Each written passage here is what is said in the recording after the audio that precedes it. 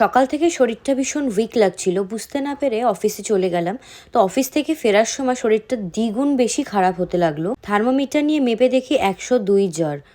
হুটপাট এভাবে জ্বর আসার কারণটা ঠিক বুঝলাম না। যাই হোক, রাতে আমার কিছু খেতে মন করছিল না। তাও রাজদীপ বলল কিছু না খেয়ে ওষুধ খাওয়া যাবে না। তাই জন্য নিজেই বলল দাঁড়া ঝালঝাল করে পাস্তা বানিয়ে দিচ্ছি। তো এই দিকে চিকেন কাটছে। চিকেন কাটতে গিয়ে মহা ঝামেলায় পড়া হয়েছে, কারণ চিকেনটা ফ্রিজে ছিল। চিকেনটাকে গলানো হলো, তারপর চিকেন কাটা হলো।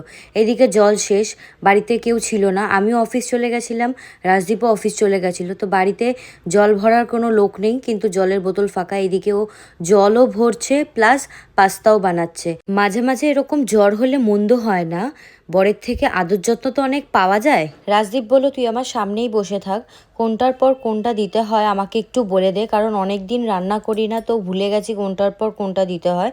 তো আমি বললাম দেখ যাই করিস না কেন বেশি ঝাল দিবি না, কারণ আমার এখন বেশি ঝাল খেতে ইচ্ছা করছে না। ও রান্না করার সময় ভীষণ ঝাল মশলা দিয়ে ফেলে, তো এই শরীর খারাপের মধ্যে আমার এখন অত ঝাল মশলা খেতে ইচ্ছা করছে না। তো পাস্তা দেওয়া ডান হয়ে গেল। এরপর শেষের দিকে রান্না। সত্যি কথা বলতে কি, জ্বরের মধ্যে আমার কিছুই খেতে ইচ্ছা করে না, তাও ওষুধটা খাবো বলে খাবারটা খেতে হচ্ছে। তো এইদিকে খাবার রেডি দেখেই তো খিদেটা একটু বেড়ে গেল। তো রাজদীপকে বললাম আমি এতটা খাবার খেতে পারবো না, তুই আমাকে অল্প করে দে। তুই এই প্লেটটা নিয়ে নে, আমাকে অন্য প্লেটে অল্প করে একটু খাবার দে। তো খাবার আগে গ্যাসের ওষুধ দিয়ে দিল। ওষুধটা খেয়ে খাবারটা খেয়ে জ্বরের ওষুধ খেয়ে নিলাম। So friends, do follow, subscribe to my channel. Bye bye.